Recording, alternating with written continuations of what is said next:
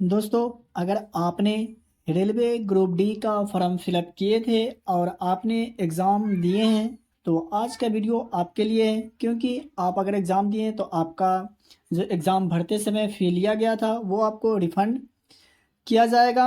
उसके लिए bank updates यानी अकाउंट से रिलेटेड जो अपडेट्स आए उसको मैंने आज के वीडियो में मैं आपको बताने वाला हूँ। तो वीडियो में शुरू से लास्ट तक बने रहिएगा। तो चलिए शुरू करते हैं आज का वीडियो को। तो रेलवे ग्रुप डी का फॉर्म फिलअप हुआ था। इसका जो नोटिफिकेशन आया था 2019 में और इसका फॉर्म फिलअप भी हुआ था 2019 में। और बात करें एग्ज़ाम का तो 2022 में इसका एग्ज़ाम कंडक्ट कराया गया था। तो चलिए क्या आया नोटिस में उसको देखते हैं। परीक्षा शुल्क के वापसी बैंक खाता विवरण अपडेट करना है। तो इसके लिए लिंक जारी किया गया। कब से लिंक एक्टिव होगा वो भी मैं आपको बताने वाला हूँ, जिसके ज़रिए से आप अपना बैंक खाता संख्या और आईएफएससी कोड अपडेट करके आप अपने फ़ी को वापस पा सकते हैं। तो केंद्रीय रोजगार सूचना संख्या आरआरसी 1/2019 के तहत रेलवे वन पदों के लिए दिनांक 17/8/2022 से 11/10/2022 तक आयोजित सीबीटी में शामिल सभी अभ्यर्थियों के लिए रेलवे भर्ती बोर्ड परीक्षा शुल्क वापस करना शुरू कर दिया है। यानी जो लोग फॉर्म फिलअप किए थे और जो लोग एग्ज़ाम दिए थे उनका जो फ़ी लिया गया था एग्ज़ाम फ़ी वो वापस होगा।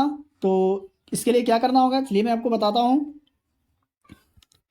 तो ऑनलाइन आवेदन भरते समय अभ्यर्थियों के नियम अनुसार परीक्षा शुल्क वापस करने हेतु बैंक अकाउंट डिटेल एवं आईएफएससी कोड सबमिट कराई गई थी। जब आपने फॉर्म फिलअप किए थे उस समय आपको आईएफएससी कोड और बैंक अकाउंट मांगा गया था।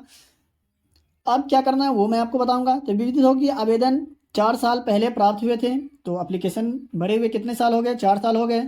तो इस बीच उम्मीदवारों के खाते विवरण में कई बदलाव हो सकते हैं। जी हाँ, जैसे में आईएफएससी कोड हो गया, मोबाइल नंबर हो गया या बैंक का विलय हुआ है। तो बैंक द्वारा खाता विवरण की जांच करते समय यह पाया गया है कि खाता संख्या में बड़ी संख्या में भुगतान किए गए थे। इसके अलावा विभिन्न बैंकों के विलय के कारण उनके आईएफएससी कोड बदल दिए गए हैं। जी हाँ, आईएफएससी कोड जो है सो बदल दिए गए हैं बैंक को विलय होने के कारण। तो इसलिए बैंक खाते को पुनः पुष्टि और नए विवरण लेना आवश्यक है ताकि उम्मीदवारों के सही बैंक खाते में धन वापस की जा सके। यानी कहने का मतलब ये हुआ कि आपको वही आईएफएससी कोड और अकाउंट नंबर देना है जो सही हो, जिससे आपका जो अकाउंट में बैलेंस आ सके। तो चलिए आगे बढ़ते हैं और देखते हैं क्या और सब बात बताई गई है। सीबीटी में शामिल सभी उम्मीदवारों को अपने बैंक खाते का विवरण प्रदान करने की सुविधा के लिए रेलवे भर्ती बोर्ड ने बैंक खाते विवरण अपडेट करने के लिए एक अवसर प्रदान करने का निर्णय लिया है। तदनुसार रेलवे भर्ती बोर्ड की आधिकारिक वेबसाइट पर अपडेट बैंक खाता लिंक प्रदान किया जाएगा, जो दिनांक 14/4/2023 से सुबह 10 बजे से 30/4/2023 शाम 5 बजे तक लाइव रहेगा। उम्मीदवारों को सलाह दी जाती है कि यदि कोई परिवर्तन हो तो अपने बैंक खाते के विवरण अपडेट करने के लिए इस अवसर का उपयोग करें। तो कब से कब तक? यानी 14 अप्रैल 2023 यानी सुबह के 10 बजे से 30/4/2023 शाम 5 बजे तक आप अपने खाता को अपडेट कर सकते हैं, सबमिट कर सकते हैं।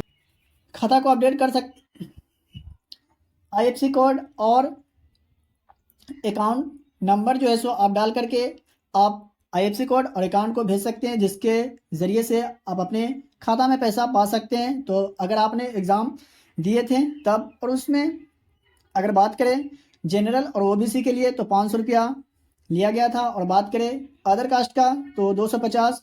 तो उनमें जो भी आपका प्रोसेसिंग फ़ी काट करके बचेगा वो आपके अकाउंट में भेज दिया जाएगा।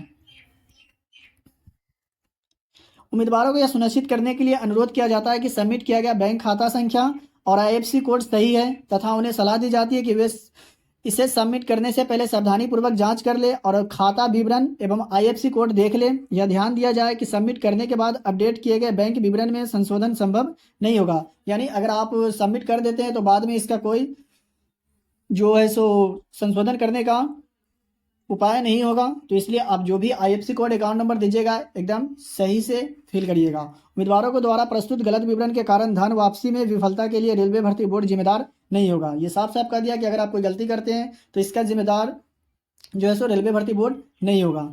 इस संबंध में किसी भी पत्राचार पर विचार नहीं किया जाएगा, यानी कोई भी पॉइंट पे बात नहीं किया जाएगा अगर आप गलती करते हैं तो। इसलिए जो भी है IFSC कोड, अकाउंट नंबर को बहुत ही ध्यानपूर्वक सही से फिल करिएगा। 5 नंबर में रेलवे भर्ती बोर्ड की सूचना दिनांक 13/10/2022 के संदर्भ में प्रश्नों को, उत्तरों, विकल्पों इत्यादि से संबंधित आपत्तियों को समीक्षा के बाद वैसे अभ्यर्थी जिनके द्वारा उठाई गई आपत्ति सही पाई गई थी उनके द्वारा भुगतान की गई निर्धारित फीस वापस करने के लिए भी इसी अद्यतन बैंक विवरण का उपयोग किया जाएगा। बैंक विवरण सबमिट करने की अंतिम तिथि मैं आपको बता दिया हूँ 30/4/2023 17 बजे यानी शाम के 5 बजे तक है। रेलवे भर्ती बोर्ड के रिकॉर्ड से अभ्यर्थी को विवरण के सत्यापन के बाद ही धन वापस शुल्क की कटौती के बाद स्वीकार होगा, यानी उसमें से जो आपको पैसा लिया गया था कट छट करके जो भी होगा वो आपको अकाउंट में भेज दिया जाएगा। एक बैंक में केवल एक ही रिफंड की अनुमति होगी। जी हाँ, एक खाते में केवल एक ही कैंडिडेट का जो है सो पैसा आ सकता है, इसलिए आप एक कैंडिडेट ओनली वन बैंक का स्टूडेंट एक ही बैंक खाते का यूज़ करिएगा। एक से ज़्यादा करिएगा तो आपका स्वीकार कर दिया जाएगा। तो बैंक विवरण सबमिट करते समय किसी तरह की कठिनाई का निवारण हेतु हेल्प डेस्क मेनू तथा गुम रजिस्ट्रेशन नंबर प्राप्त करने के लिए फॉरगेट रजिस्ट्रेशन नंबर मेनू भी उपलब्ध होंगे। अगर आप रजिस्ट्रेशन नंबर भूल चुके हैं तब सभी अभ्यर्थियों की सलाह दी जाती है कि अपडेट सूचनाओं के लिए रेलवे बोर्ड के आधिकारिक वेबसाइट को नियमित रूप से देखते रहें। तो दोस्तों ये थे कुछ जानकारी मैंने आपके साथ शेयर किया, और ज़रूर आप खुद से भी कर सकते हैं, और नहीं तो अपने नज़दीकी साइबर कैफे में जा करके भी आप ये काम करवा सकते हैं। तो चलिए मिलते हैं फिर से एक नए वीडियो में। वीडियो कैसा लगा कमेंट बॉक्स में ज़रूर बताइएगा, और हमारे चैनल पे पहली बार आए तो वीडियो को लाइक करके चैनल को सब्सक्राइब ज़रूर कर दीजिएगा।